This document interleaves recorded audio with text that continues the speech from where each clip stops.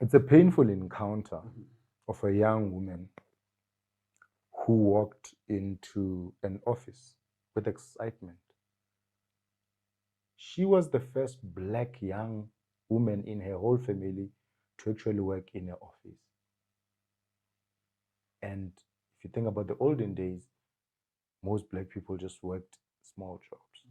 So on this specific day, she was called in by Pete, and Pete said, oh wow, did I just call my father by his name? This is good. It's for the first time I do that. Oh, it's not just a name. No, it is It's him. his real name. Yeah. Okay, okay. I'm actually shocked that I did, but it's good.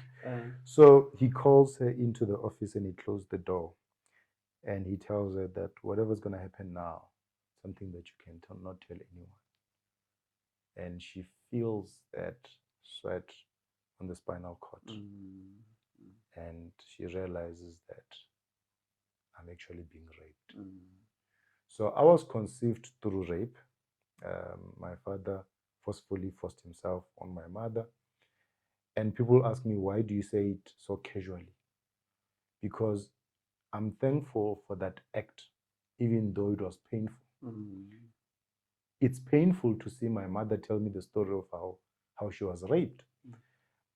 But if my mother was not raped, you wouldn't see me here. So I'm thankful for that act, for that. And yes, I'm sorry to my mother that she had to conceive me in this pain. When the man who was about to marry my mother, saw that this baby doesn't look like me. And my mother refused to say where the baby came from because she had not told anyone about the rape. Yes. So he took off her clothes because he had bought everything she was wearing. So he took off all the clothes, naked, in the village. And she did the naked walk of shame. And that's how my mother left me. So she couldn't raise me because of the shame of having been raped by a white man and having a white baby, and this baby not being accepted by the community and people. They did try to kill me and bury me, but they eventually decided not to. And by the way, I'm thankful for that as well, because they could have killed me during the olden days and buried me. So, but I just want to say this. I don't know how you were conceived.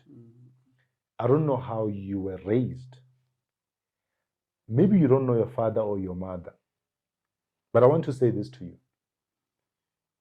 You were created in whatever way, challenging space, because it needed to happen to you so that you can have a story to tell for somebody else to be in a better space.